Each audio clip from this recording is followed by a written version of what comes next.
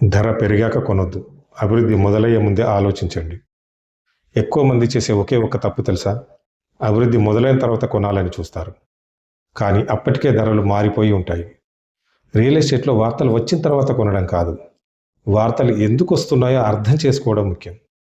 కొత్త రోడ్లు, కొత్త పరిశ్రమలు, విద్యా సంస్థలు, ఉద్యోగ అవకాశాలు ఇలాంటి అభివృద్ధి సంకేతాలు కనిపించినప్పుడు ఆ ప్రాంతాన్ని పూర్తిగా అధ్యయనం చేయండి. డాక్యుమెంట్స్ను పరిశీలించండి. మీ బడ్జెట్కు సరిపోతుందో లేదో చూడండి. తర్వాత ఆలోచించి నిర్ణయం తీసుకోండి.